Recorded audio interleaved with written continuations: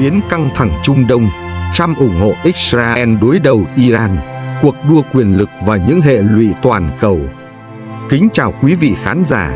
Trung Đông lại một lần nữa chìm trong khói lửa và căng thẳng chưa từng thấy. Đặc biệt, sự kiện cựu Tổng thống Donald Trump công khai ủng hộ Israel tấn công cơ sở hạt nhân Iran đã làm dấy lên làn sóng lo ngại không chỉ ở khu vực này mà còn khắp thế giới. Điều này có thể thay đổi toàn bộ cục diện chính trị quốc tế và thậm chí ảnh hưởng đến cuộc bầu cử Tổng thống Mỹ vào tháng 11 tới. Trong video hôm nay, chúng ta sẽ cùng phân tích những tác động tiềm tàng của sự việc này, đồng thời đúc kết những bài học quan trọng cho thế giới hiện đại. Hãy cùng theo dõi với tin nổi bật trên album Người nổi tiếng. Chúng tôi rất vui được cập nhật cho các bạn những thông tin nóng hổi và sự kiện đáng chú ý về người nổi tiếng mỗi ngày. Đừng quên nhấn nút đăng ký kênh và bật chuông thông báo để không bỏ lỡ bất kỳ tin tức hấp dẫn nào nhé. Hãy cùng chúng tôi khám phá ngay những diễn biến mới nhất. Trung Đông từ lâu đã là một trong những điểm nóng của chính trị quốc tế, với những xung đột kéo dài hàng thập kỷ giữa các quốc gia và lực lượng trong khu vực. Một trong những tâm điểm chính là sự đối đầu giữa Israel và Iran. Hai quốc gia này đại diện cho hai mặt đối lập của khu vực, với Israel là một quốc gia có quyền lực quân sự và công nghệ tiên tiến, trong khi Iran là một lực lượng cách mạng Hồi giáo mạnh mẽ, với tham vọng trở thành cường quốc khu vực. Căng thẳng giữa hai nước này không chỉ đơn thuần là xung đột địa phương, mà còn kéo theo sự tham gia của các cường quốc thế giới như Mỹ, Nga và các quốc gia châu Âu. Vào thời điểm hiện tại, cuộc xung đột Israel-Iran đã bước sang một giai đoạn căng thẳng mới, khi cựu Tổng thống Mỹ Donald Trump công khai ủng hộ Israel tấn công các cơ sở hạt nhân của Iran. Trong khi đó, chính quyền của Tổng thống đương nhiệm Joe Biden đang nỗ lực duy trì sự ổn định trong khu vực, tránh việc leo thang căng thẳng có thể gây ảnh hưởng nghiêm trọng tới cục diện toàn cầu, đặc biệt là cuộc bầu cử Tổng thống Mỹ sắp tới. Bài viết này sẽ phân tích sâu hơn về tình hình căng thẳng giữa Israel và Iran, vai trò của Mỹ và các quốc gia khác, cũng như hệ lụy toàn cầu của cuộc xung đột này. Căng thẳng giữa Israel và Iran, lịch sử xung đột kéo dài. Quan hệ giữa Israel và Iran chưa bao giờ êm ả. Sau cách mạng Hồi giáo Iran năm 1979, hai nước này đã trở thành kẻ thù không đội trời chung. Iran luôn coi Israel là kẻ thù của Hồi giáo và cam kết sẽ xóa bỏ Israel khỏi bản đồ. Ngược lại, Israel coi Iran là mối đe dọa lớn nhất đối với an ninh quốc gia của mình, đặc biệt là sau khi Iran công khai phát triển chương trình hạt nhân. Các hoạt động gián điệp, ám sát và các cuộc không kích bí mật là những công cụ mà cả hai bên đã sử dụng để tấn công lẫn nhau trong suốt nhiều thập kỷ qua. Một trong những đỉnh điểm của căng thẳng này là khi Israel tiến hành ám sát hàng loạt các nhà khoa học hạt nhân của Iran, và Tehran đáp trả bằng việc tăng cường ủng hộ các nhóm vũ trang đối lập với Israel như Hezbollah ở Lebanon và Hamas ở Gaza. Trong những năm gần đây, tình hình càng trở nên nghiêm trọng hơn khi Iran tăng tốc chương trình hạt nhân, đồng thời mở rộng ảnh hưởng tại Syria và Lebanon, ngay sát biên giới Israel. Điều này đã khiến Israel không ngừng tấn công vào các cơ sở quân sự của Iran tại Syria, nhằm ngăn chặn Tehran thiết lập các tiền đồn quân sự gần biên giới của mình. Donald Trump và sự ủng hộ của Mỹ đối với Israel.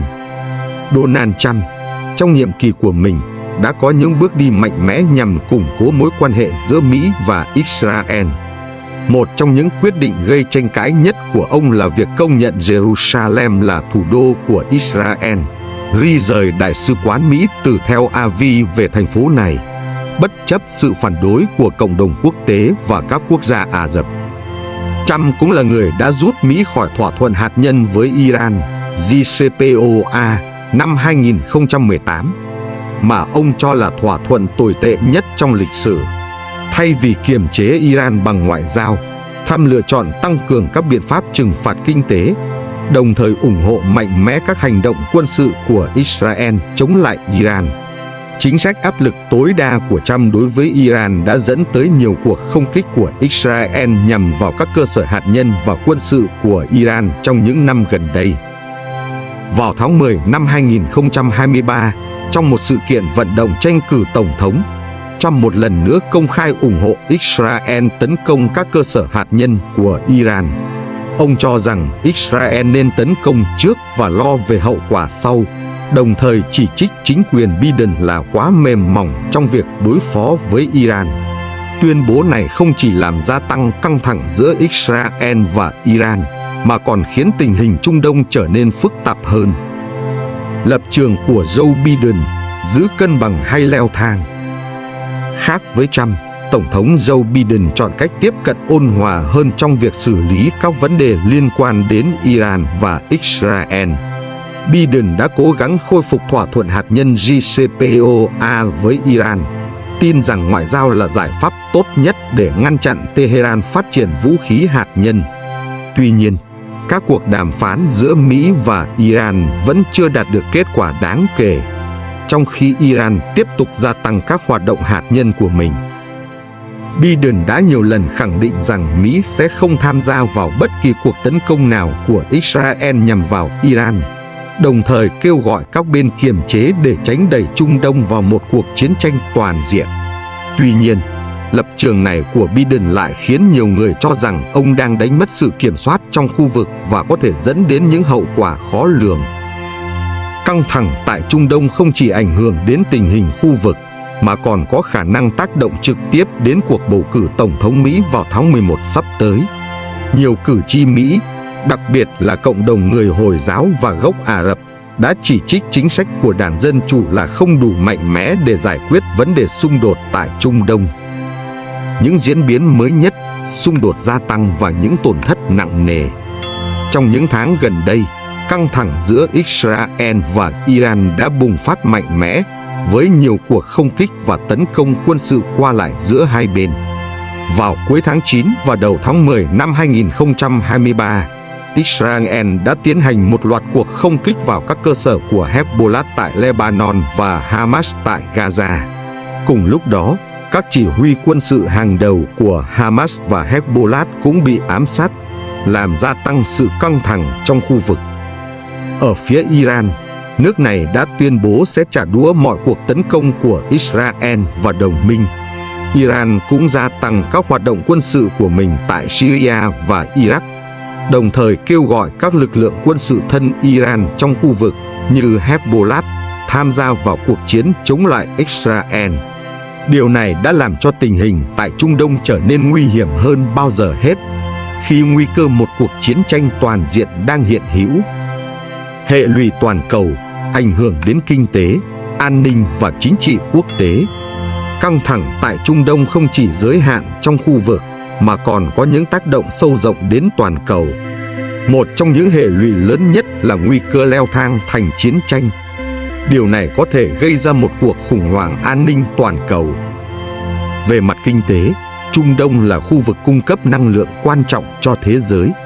Một cuộc chiến tranh giữa Israel và Iran có thể làm gián đoạn các tuyến đường cung ứng dầu mỏ, đẩy giá năng lượng toàn cầu tăng vọt. Điều này sẽ ảnh hưởng nghiêm trọng đến nền kinh tế thế giới, đặc biệt là các quốc gia phụ thuộc nhiều vào năng lượng nhập khẩu từ khu vực này.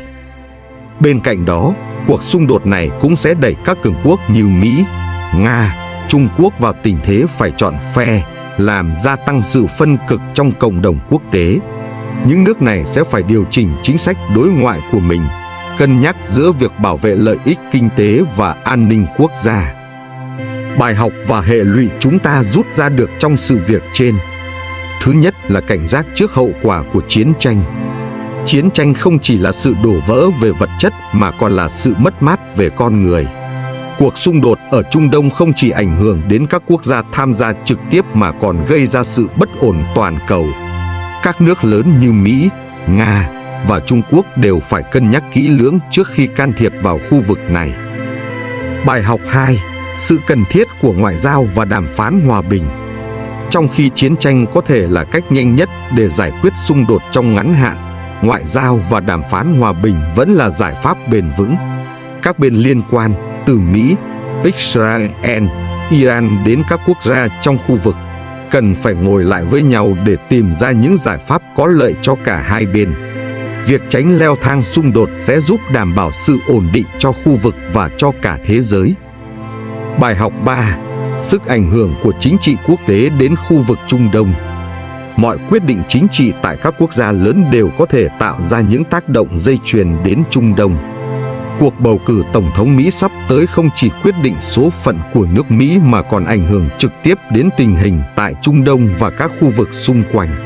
Bài học ở đây là cần phải hiểu rõ tầm ảnh hưởng của những quyết định chính trị trong bối cảnh toàn cầu.